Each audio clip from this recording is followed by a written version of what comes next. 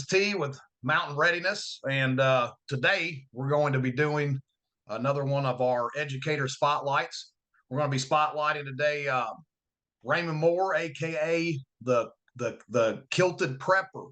That's actually a mouthful. I don't know how many times I could say that over and over again in a row. Kilted Prepper, Kilted Prepper. The Kilted Prepper, of course.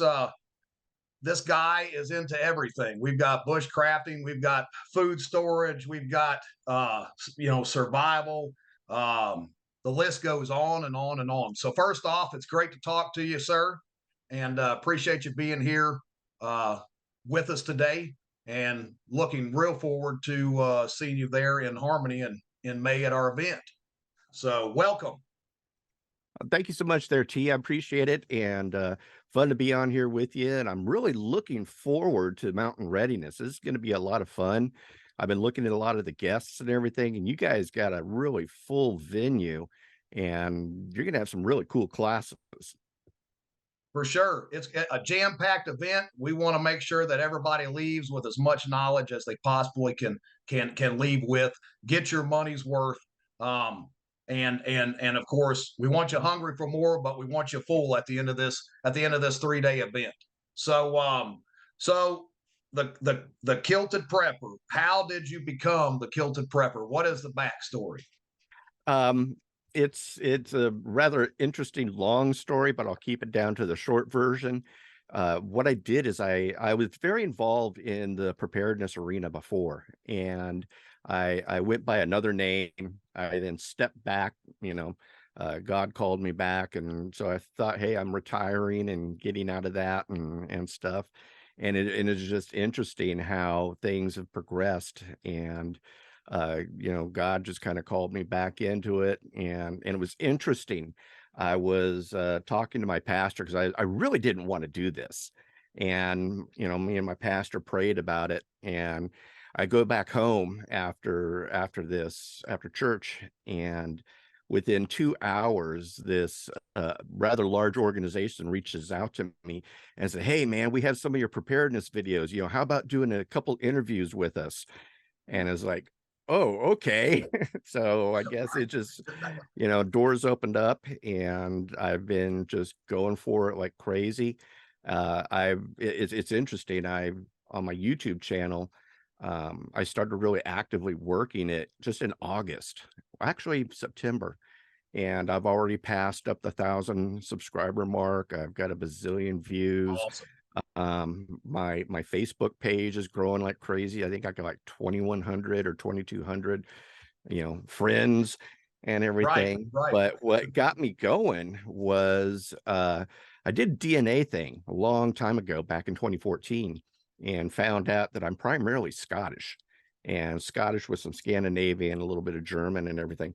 But I've always had this idea for kilts and Scotland and all that other stuff. And during my retirement time, I started a Facebook group called Real Men Wear Kilts. And that group now has over 23,000 members in it, and it's growing still daily. We get about 10, 20 new members every day. And it's just all these people worldwide who just love wearing kilts, or love Scotland, or love Celtic, and everything like that. And so when I got back involved into the preparedness arena, it kind of was a natural thing, because I literally wear kilts every day. Well, not recently, because it's been rainy and yucky and cold, and right. That cold breeze, Yeah, that's a game changer. Yeah. So I just decided to go by the Kilted Prepper, because a lot of people here in town see me in my kilts all the time. And when I lived in Texas, I was wearing my kilts all the time. I migrated from Texas to Virginia, and so we live in the Roanoke Valley. And it's interesting. My kin, my ancestors actually came over from Scotland, and then migrated to a place called Abbs Valley, which is about 80 miles from here. And so my kin are from this area. And my grandpa and everything's from Virginia, and told me all these stories about Virginia and how much he loved it and things. And so it's just interesting how we just happened to move to the Virginia area.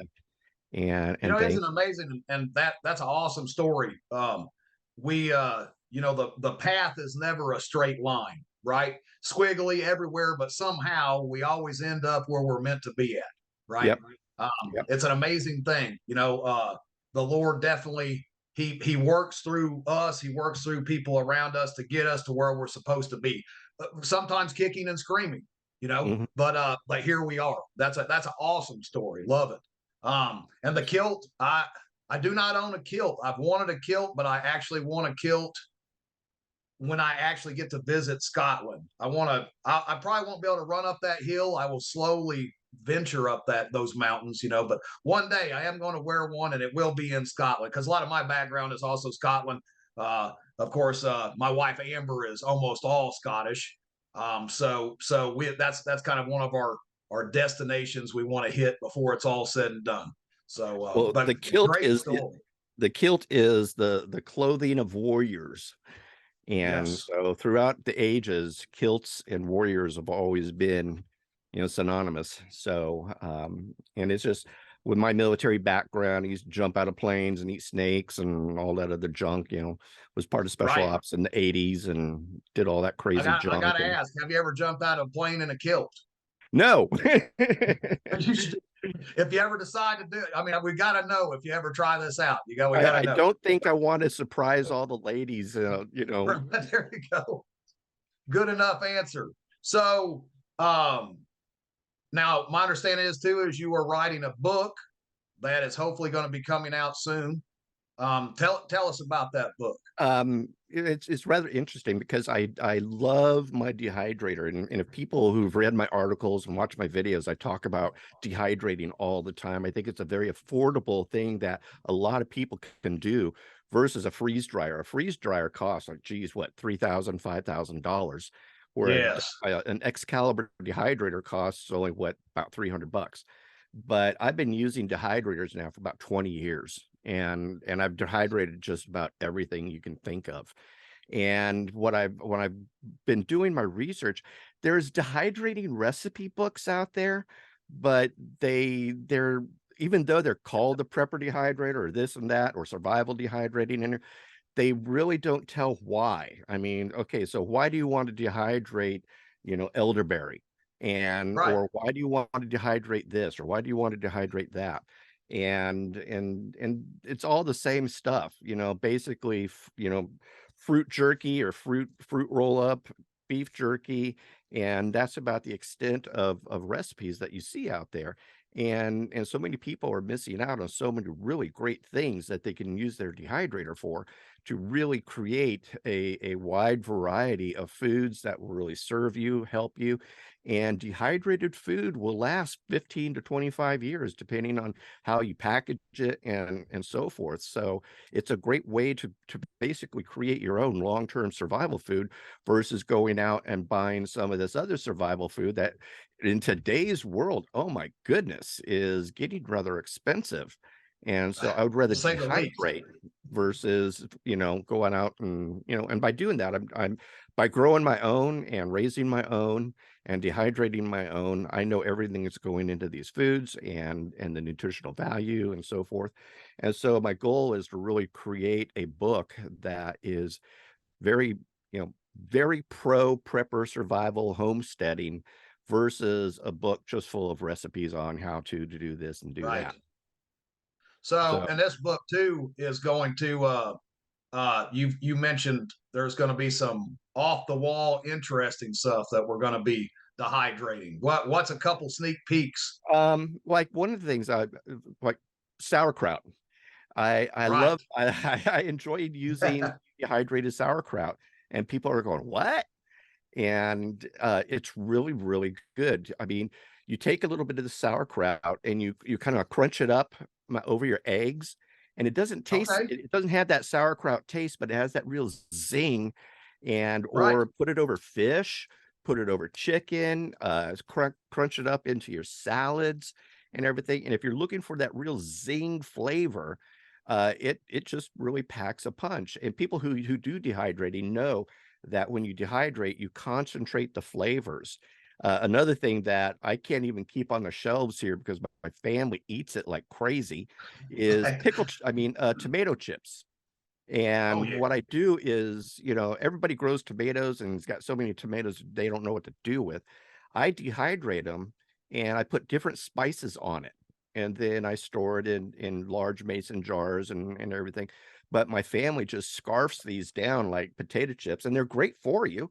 They're great for the kids, Right. and Right. got my daughter who just like munches the crap out of them, and she just Oh and loves yeah. them and things. So there's a lot of these things, and then dehydrated pickles, dehydrated pickle chips. Those are good too. You know Uh, it's amazing you bring that up too. We had a garden. It was a few years ago, and it was about to rain. I was planting cucumbers, and I was like, forget it. I threw all the seeds, just tossed them out there. Next thing you know, we had like 300 cucumbers. And Amber, of course, she's like, I'm gonna make pickles. Man, we had about 200 jars of pickles. The house stank like pickles for weeks. We ended up just giving this stuff away. It made great Christmas presents. oh yeah. Christmas, birthdays. Here's some pickles. Here's some pickles. But you will be doing food dehydrating at Mountain Readiness. Yep. And are you actually going to do some dehydrating on I'm I site? mean, I can do some dehydrating on site, but dehydrating really takes, about 8 to 12 hours. So there will be Okay, some all things right, I will be doing, but some of the things that I really want to do to pass on practical information is dehydrated eggs and how to make yes, your own powdered eggs. And, with the cost, I remember when a number 10 can size of eggs, powdered eggs were only at 15 bucks. They're now yeah, looking at 50, 60 bucks for a number 10 can of powdered eggs, where people could actually make this themselves. It's super easy. There's several methods that you can use, and so many people are like freaked out, "Oh man, salmonella." And like, no, man, if right. you do it right, it'll turn out right. And then rehydrating the eggs, you can do basically anything with powdered eggs that you can do with real eggs, except make meringue. But I am Right. tempted to actually dehydrate whites and see if I can make meringue from that. That would be But amazing. pretty much anything you can do with eggs, you can do with powdered eggs as well. But it's a Well, great and way like to. like you said, yeah, like you said, that's this knowledge here. This is stuff that people has been doing forever. It's just recently everybody's grown accustomed to convenience. Oh, I just drive down to the store and I'll pick me up a dozen of eggs, and now here we are. Past couple years, food shortages, the supply chain disruptions. This what you're bringing to the table here is knowledge that saves money, saves lives in the end. Food, being prepared with food, that's probably number one on my list. Yeah, sure, ammunition and everything else has a pay, but if you're not eating, you're not doing anything. So, Well, a lot of things that people don't think about is something called food fatigue. And if you're living off of rice and beans and stuff, that gets really old really fast, and right, it's not good for you. So you want to have a lot of no, variety. And by learning how to dehydrate your own and creating all these, I make meals in jars. And what I do is any leftovers that I have from the meal, I'll throw in my dehydrator and then dehydrate it. And I keep a mason jar by my dehydrator that I then pour it into. And when I get a full jar, I'll add a couple bouillon cubes to it, seal it up with an oxygen absorber, and boom, I've got a meal in a jar.